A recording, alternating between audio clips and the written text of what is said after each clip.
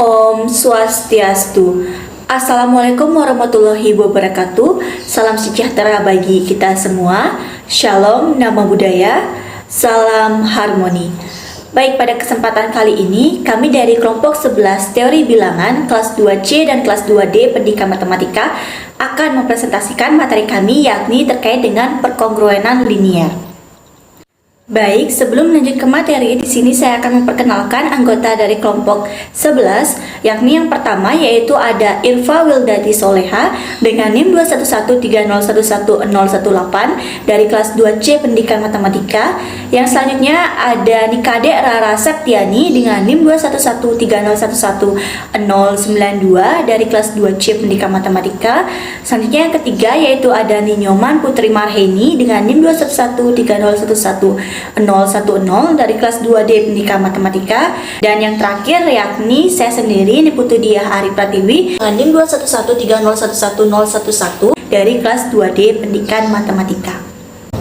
Nah, seperti yang saya sampaikan sebelumnya, di sini kami dari kelompok 11 akan mempresentasikan terkait dengan perkongruenan linier. Nah, apa sih itu perkongruenan linier? Untuk lebih memahami terkait dengan perkongruenan linier, perhatikanlah definisi berikut, di mana dikatakan bahwa bila A, B, dan M lebih dari 1, maka AX kongruen dengan B modulo M disebut dengan perkongruenan linier atau perkongruenan berderajat 1. Jadi dalam kasus ini perkongruenan linier itu sama seperti persamaan linier, yakni dia memiliki suatu variabel yang berderajat 1. Namun di sini perbedaannya, pada persamaan linier itu mengandung tanda sama dengan, sedangkan pada perkongruenan linier ini dia mengandung tanda kongruensi. Nah, pada kasus perkongruenan linier ini kita harus mencari nilai X yang dapat memenuhi perkongruenan linier tersebut. Nah, oleh karena itu maka akan muncul suatu pertanyaan, apakah AX kongruen B modulo M itu akan selalu mempunyai solusi? Bila ada solusi, bagaimana cara kita untuk menentukannya? Nah, untuk lebih memahami terkait hal ini dan apakah seluruh perkongruenan linier itu mempunyai solusi, maka kita harus memahami terlebih dahulu pernyataan berikut ini, di mana dikatakan jika AX itu kongruen dengan B modulo M, maka akan ada suatu bilangan bulat K, sehingga AX min B itu akan sama dengan K dikali dengan M, atau AX sama dengan B ditambah dengan K kali M.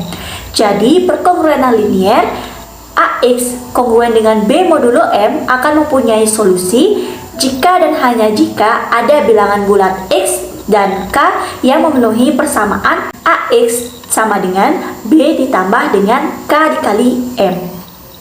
Nah, selanjutnya di sini saya akan menjelaskan terkait dengan solusi dari perkongruenan linier. Nah, yang mana saja sih yang dapat kita katakan sebagai solusi dari perkongruenan linier?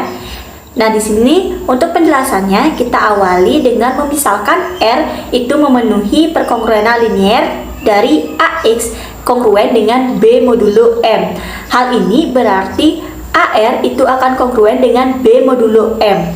Maka untuk setiap bilangan bulat R, selanjutnya R ditambah M, R ditambah 2M, R ditambah 3M, dan seterusnya.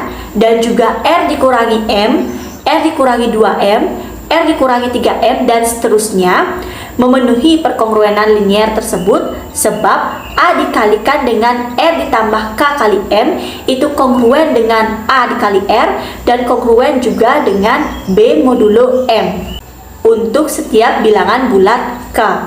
Nah, di antara bilangan-bilangan bulat R ditambah dengan K dikali M dengan K sama dengan 1, 2, 3 dan seterusnya, dan juga negatif 1, negatif 2, negatif 3 dan seterusnya, ada tepat 1 dan hanya satu bilangan bulat S dengan S lebih besar sama dengan 0 dan kurang dari sama dengan M, sebab suatu bilangan bulat itu mesti terletak di antara dua kelipatan berurutan.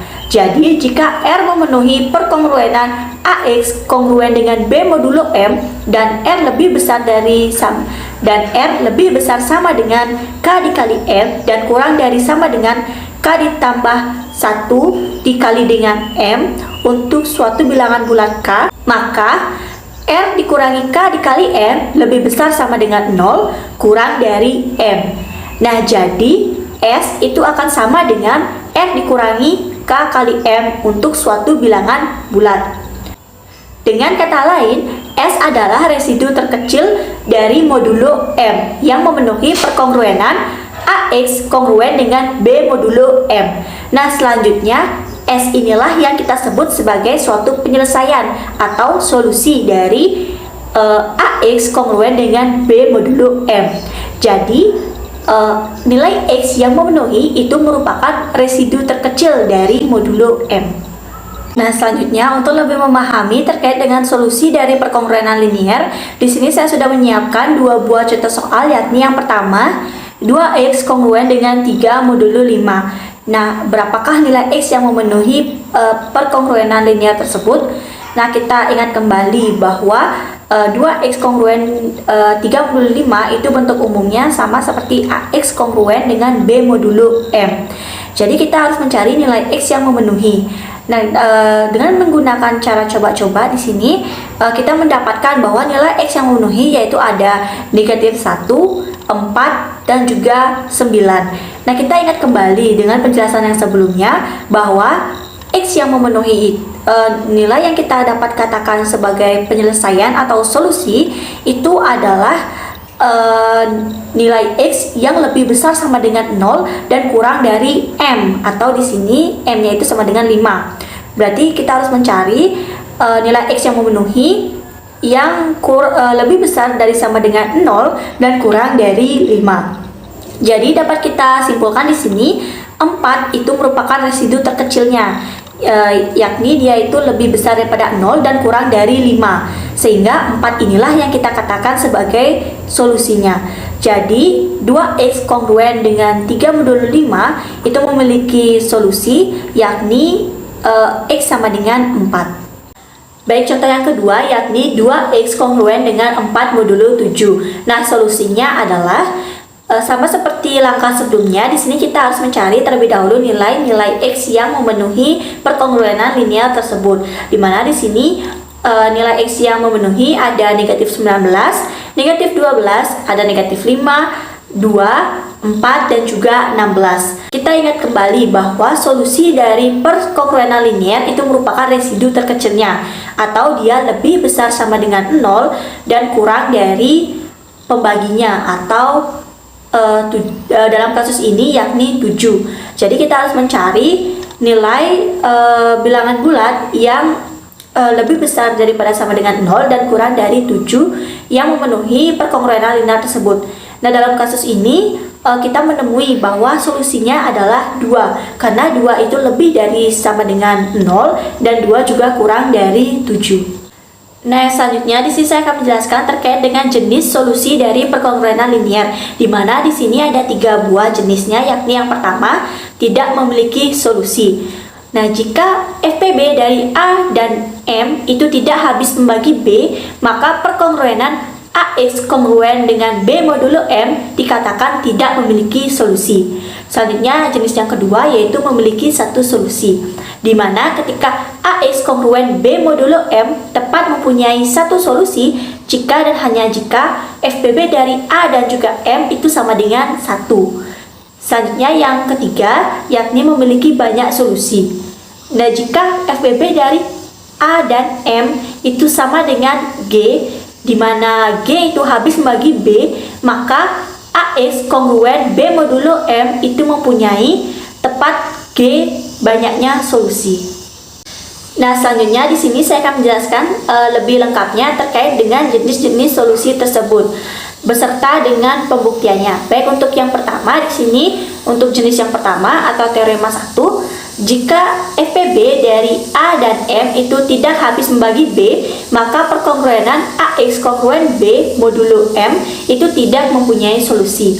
Untuk pembuktiannya, di sini kita menggunakan pembuktian yang tidak langsung, di mana kita buktikan bahwa kontraposisi dari teorema ini yaitu AX kongruen dengan B modulo M memiliki solusi, maka FPB dari A dan juga M itu akan habis membagi B. Di sini pertama kita misalkan AX kongruen B modulo M itu mempunyai solusi R. Maka AR akan kongruen dengan B modulo M. Ini berarti AR dikurangi B itu akan sama dengan K dikali M untuk suatu bilangan bulat K. Nah, perhatikan bahwa AR dikurangi B itu akan sama dengan K dikali dengan M. Selanjutnya, FBB dari A dan juga M itu akan habis membagi A, dan juga FBB dari A dan M itu juga akan habis membagi M. Ini berarti FBB dari A dan M itu habis membagi A dikali R, dan FBB dari A dan M juga habis membagi K dikali M. Nah, ini berarti pula FBB dari A dan juga M itu habis membagi B. Maka terbuktilah kontraposisi dari teorema ini, sehingga terbukti pula jika FBB dari A dan juga M itu tidak habis membagi B, maka perkongruenan linier AX kongruen B modulo M tidak mempunyai solusi. Untuk lebih memahami terkait dengan teorema tersebut, di sini saya memiliki satu buah contoh soal, yakni dikatakan 6X kongruen dengan 7 modulo 8. Apakah memiliki solusi? Nah, untuk menjawab ini kita menggunakan teorema satu tersebut. Jadi kita harus mencari terlebih dahulu FBB dari A dan juga M, atau dalam kasus ini kita mencari FBB dari 6 dan juga 8. Nah, kita cari FBB 6 dan juga 8, kita menemui hasilnya yaitu 2. Nah, selanjutnya kita memeriksa apakah FBB dari 6 dan juga 8 ini habis membagi 7 sesuai dengan teorema 1 tersebut. Nah, ternyata 2 itu tidak habis membagi 7. Maka dapat kita simpulkan bahwa 6X kongruen dengan 7 modulo 8 itu tidak memiliki solusi. Nah, selanjutnya saya akan menjelaskan terkait dengan teorema yang kedua, yakni dikatakan di sini AX kongruen dengan B modulo M dapat mempunyai satu solusi jika dan hanya jika FBB dari A dan juga M itu sama dengan 1. Dan untuk pembuktiannya, FBB dari A dan juga M sama dengan 1, maka ada bilangan bulat R dan S sehingga RA ditambah dengan SM itu sama dengan 1. Jika kedua buah ruas persamaan kita kalikan dengan B, maka kita peroleh AR kali B ditambah dengan SMS dikali dengan B sama dengan B. Atau dapat kita tuliskan AR dikalikan dengan B dikurangi B sama dengan M dikali dengan S kali dengan B. Ini berarti ARB dikurangi dengan B adalah kelipatan dari M. Jadi ARB itu akan kongruen dengan B modulo M. Maka residu terkecil dari RB modulo M adalah solusi dari perkongruenan tersebut. Lalu pertanyaannya, apakah RB ini tunggal? Nah, lalu kita akan memisalkan RB tersebut tidak tunggal. Misalkan di sini S dan T adalah solusi dari AX kongruen dari B modulo M. Maka AS itu akan kongruen dengan B modulo M dan AT itu akan kongruen dengan B modulo M. Jadi AS itu akan sama dengan AT modulo M. Nah, karena FBB dari A dan juga M ini 1, maka S itu akan kongruen dengan T modulo M, atau M habis membagi S dikurangi T.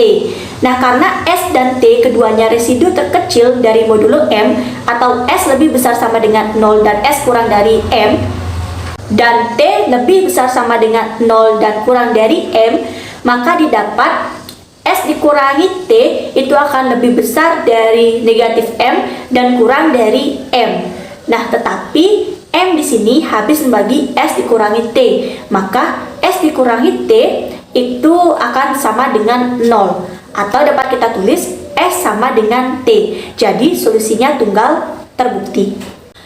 Nah, selanjutnya untuk meningkatkan pemahaman kita terkait dengan teorema kedua, di sini saya sudah mencantumkan ada 2 buah contoh soal, yakni yang pertama, berapakah solusi dari 3X kongruen dengan 1 modulo 16? Nah, untuk pembahasannya, sesuai dengan teorema 2 tadi, bahwa kita harus mencari terlebih dahulu FBB dari A dan juga M.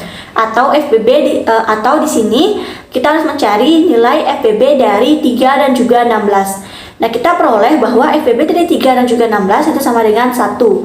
Dengan FBB dari 3 dan 16 itu habis membagi 1. Atau di sini 1 itu karena kita dapatkan FBB dari 3 dan juga 16 1, maka 1 habis membagi 1. Benar. Jadi kita dapat simpulkan bahwa perkongruenan linear tersebut memiliki satu buah solusi. Nah, yang mana solusinya? Di sini kita akan coba mencari solusinya. Dimana kita tahu bahwa 3x itu kongruen dengan 1 modulo 16. Nah, perkongruenan linear ini akan ekuivalen dengan 3x kongruen dengan 33 modulo 16. Nah, kenapa bisa 33 di sini? Nah, 33 ini kita peroleh dari 1 ditambah dengan 2 dikali 16. Nah, selanjutnya ketika kita sudah memperoleh 3x kongruen dengan 33 modulo 16, kita bagi kedua buah ruas dengan 3, sehingga kita peroleh 3x kongruen dengan 11 modulo 16. Nah, sebenarnya ketika kita membagi kedua buah ruas dengan 3, itu untuk 16, kita juga bagi dengan FBB dari 3 dan juga 16. Nah, karena FBB dari 3 dan 16 itu 1, dan 16 dibagi 1 itu sama dengan 16, maka di sini tetap kita tulis modulo 16. Sehingga kita peroleh X kongruen dengan 11 modulo 16. Sehingga solusi yang kita peroleh yaitu X sama dengan 11. Nah, selanjutnya contoh soal yang kedua, yakni berapakah solusi dari 4x kongruen 1 modulo 15? Nah, untuk pembahasannya sama, yaitu kita harus mencari terlebih dahulu FBB dari 4 dan juga 15. Nah, kita dapatkan bahwa FBB dari 4 dan 15 itu sama dengan 1. Nah, karena FBB dari 4 dan 15 itu habis membagi 1, maka dapat kita simpulkan bahwa perkongruenan linear tersebut memiliki satu buah solusi. Nah, selanjutnya kita akan mencari yang mana yang dikatakan sebagai solusinya. Nah, kita ketahui bahwa 4x itu kongruen dengan 1 modulo 15. Hal ini juga akan ekuivalen dengan 4x kongruen 16 modulo 15. Karena selanjutnya kita bagi kedua buah ruas dengan 4, sehingga kita peroleh x kongruen dengan 4 modulo 15. Sehingga kita dapat simpulkan bahwa solusinya yaitu x sama dengan 4. Nah, selanjutnya di sini kita akan membahas terkait dengan teorema yang ketiga, yakni dikatakan di sini jika FBB dari A dan juga M itu sama dengan G dan G itu habis membagi B, maka AX kongruen dengan B modulo M mempunyai tepat G solusi. Nah, untuk pembuktiannya kita ambil FBB dari A dan juga M itu sama dengan G.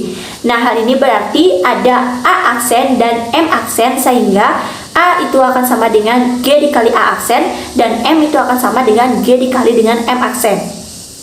Nah, kita tahu G habis membagi B. Hal ini berarti ada B aksen, sehingga B akan sama dengan G dikali dengan B aksen.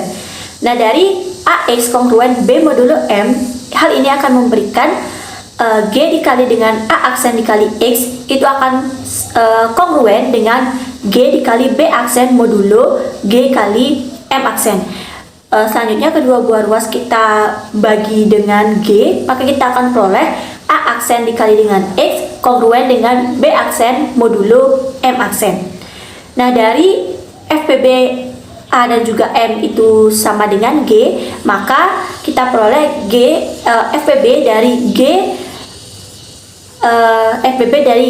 A aksen dan juga GM aksen itu akan sama dengan G, atau FBB dari A aksen dan juga M aksen itu akan sama dengan 1, sehingga A aksen X itu akan kongruen dengan B aksen modulo M aksen, dimana dia akan mempunyai satu buah solusi.